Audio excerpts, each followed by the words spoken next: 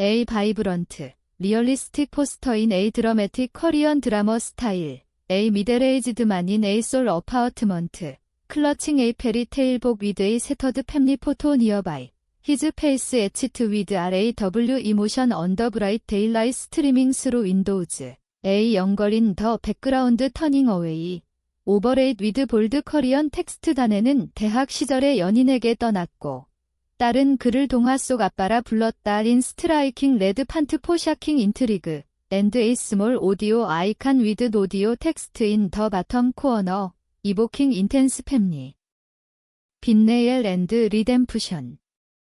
아내는 대학 시절의 연인에게 떠났고 딸은 그를 동화 속 아빠라 불렀다. FL1 나는 그날 아내의 옷장 속에 숨겨진 편지를 발견하고 나서야 모든 게 끝났다는 걸 알았다. 그 편지는 대학 시절 연인인 민준이 쓴 거였다. 지은아, 이제 다시 시작하자. 내 남편은 내 인생의 장애물일 뿐이야. 나는 그 편지를 찢어버리고 차를 몰아 민준의 집으로 향했다. 문 앞에서 주먹을 쥐고 서서 문을 두드리기 전에 이미 내 마음속에서 그를 죽이고 있었다. 하지만 문이 열리자 민준의 얼굴이 아니라 지은의 미소가 나를 맞이했다. 오빠, 왜 왔어? 이제 다 끝났어. 그녀의 말에 나는 무너졌다. 그 순간 내 인생이 산산조각 난 기분이었다. 그날 밤 집으로 돌아와 딸아이를 안아보니 아이는 나를 밀치며 말했다. 아빠는 동화 속 아빠야? 진짜 아빠는 아니야. 그 말은 칼날처럼 가슴을 파고들었다. 우리 딸, 혜린이는 6살이었다. 지은이 떠난 지 한 달째, 아이는 매일 밤 동화책을 읽어달라고 조르며 나를 그렇게 불렀다. 동화 속 아빠는 항상 행복하게 끝나잖아. 그런데 왜 우리 집은 안 그래? 아이의 눈동자에 비친 내 모습은 초라했다. 서울의 작은 아파트, 창밖으로 보이는 네온 사인들이 번쩍이는 밤, 나는 직장에서 해고당한 지 오래됐고 빚더미에 앉아 있었다. 지은은 그런 나를 버리고 성공한 민준에게 갔다. 민준은 IT 회사 CEO, 대학 때부터 지은의 첫사랑이었다. 나 그냥 평범한 회사원, 지은을 사랑해 결혼했지만 이제는 실패자일 뿐. 다음 날 아침 혜린이를 유치원에 데려다주며 나는 결심했다. 복수할 거야. 단순한 복수가 아니라 그들이 후회하게 만들 거야. 민준의 회사를 파헤치기 시작했다. 옛 동료들에게 연락해 정보를 모았다. 민준이 회사 탈세 의혹이 있어 누군가 속삭였다. 나는 그걸 파고들었다. 낮에는 혜린이와 시간을 보내고 밤에는 컴퓨터 앞에서 자료를 뒤졌다. 혜린이는 점점 나를 피했다. 엄마는 언제 와? 아이의 질문에 나는 대답할 수 없었다. 지은은 이혼 서류를 보내왔고 양육권을 포기했다. 혜린이는 내가 키워. 나는 새 삶을 살게 그 서류를 찢어버리고 싶었지만 현실은 냉혹했다. 커피숍에서 옛 친구를 만났다. 형, 왜 그렇게 됐어? 지은이 민준이랑 친구는 한숨을 쉬며 말했다. 대학 때부터 그랬어.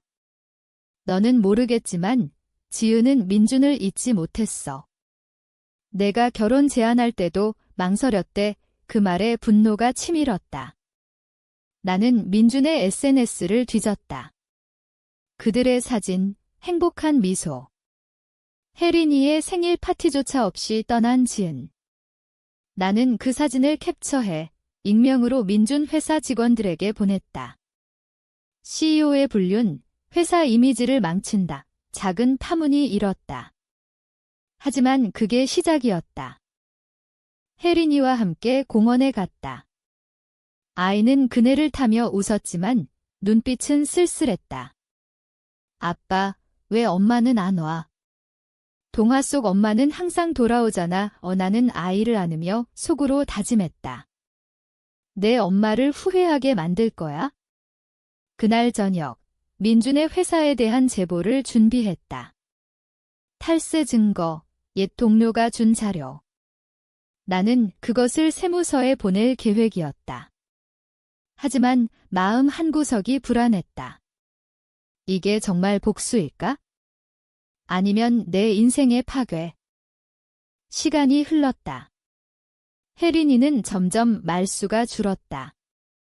유치원 선생님이 걱정했다. 혜린이가 그림을 그릴 때 가족을 그리지 않아요. 동화 속 캐릭터만 그려요. 나는 집에서 아이와 동화책을 읽었다. 혜린아, 아빠는 진짜 아빠야. 동화 속이 아니야. 아이는 고개를 저었다. 아빠는 동화 속에서 나와. 현실 아빠는 민준 삼촌이야.의 그 말에 충격받았다. 지은이 아이에게 뭐라고 한 거지? 나는 지은에게 전화를 걸었다. 혜린이한테 무슨 짓 한 거야?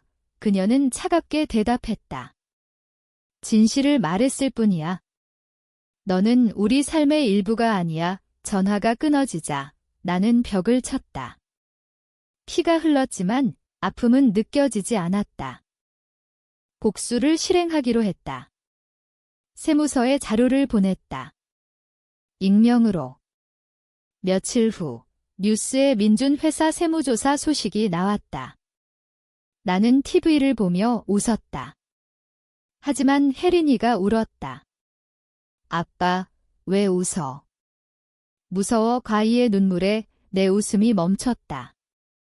이게 무슨 짓인가? 복수가 아니라 내 아이를 아프게 하는 건가?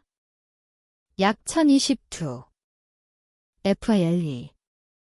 민준의 회사에 대한 세무조사가 시작되자 서울의 거리는 여전히 바빴지만 내 마음은 혼란스러웠다.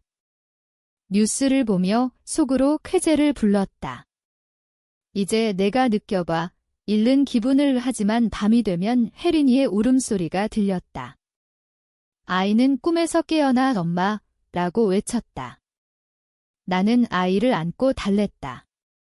아빠가 여기 있어. 그런데 아이는 나를 밀쳤다. 아빠는 동화 속이야. 진짜 엄마 아빠는 민준 삼촌이랑 엄마야. 그 말은 독처럼 퍼졌다. 지은이 떠난 후 아이에게 무슨 세뇌를 한 거지? 다음 날 옛 직장 동료를 만났다. 형, 민준 회사 일 내가 한 거야. 그는 의심스러운 눈빛으로 물었다. 나는 부정했다. 무슨 소리야? 하지만 속으로는 불안했다. 만약 들키면?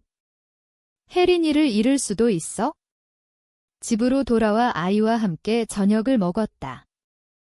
혜린아, 오늘 유치원 어땠어? 아이는 포크를 내려놓고 말했다. 친구들이 물어봤어. 왜 아빠 혼자냐고. 나는 동화 속 가족이라고 했어. 왜 내 가슴이 찢어졌다. 이 아이를 위해 복수를 멈춰야 할까? 민준에게서 전화가 왔다. 너냐? 세무서 제보한 거. 그의 목소리는 분노로 떨렸다. 나는 차갑게 대답했다. 증거 있냐? 그는 웃었다. 지은이 말했어. 내가 그럴 사람이라고. 전화가 끊어지자 나는 창밖을 봤다. 비가 내리는 서울 야경. 나는 지은을 생각했다.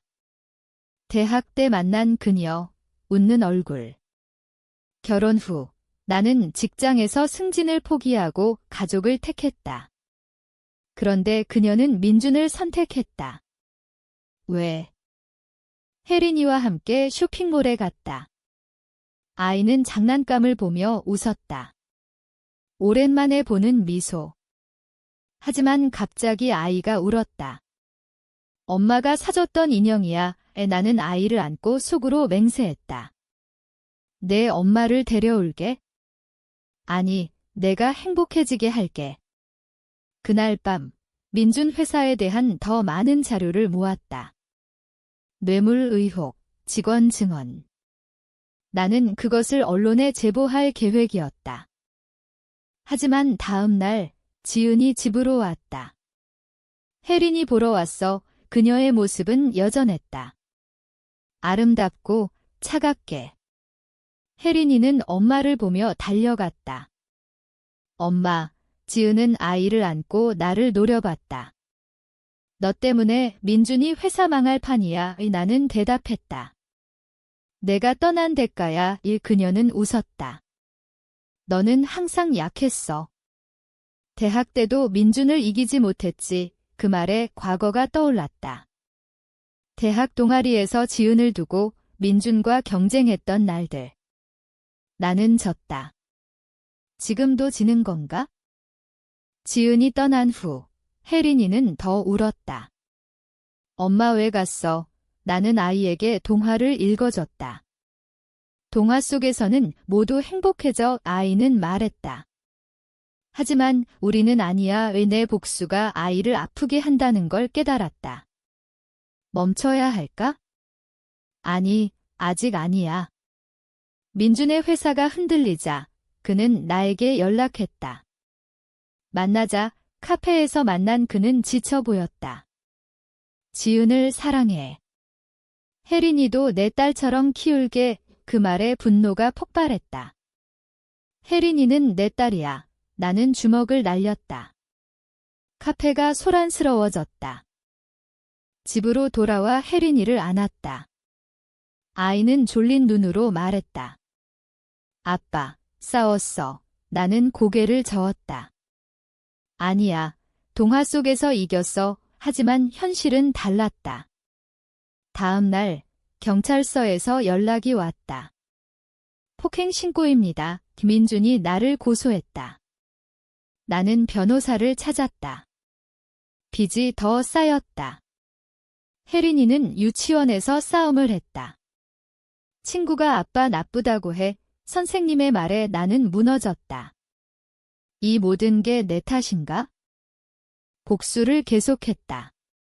언론에 제보를 보냈다. 뉴스에 민준 회사 스캔들이 터졌다.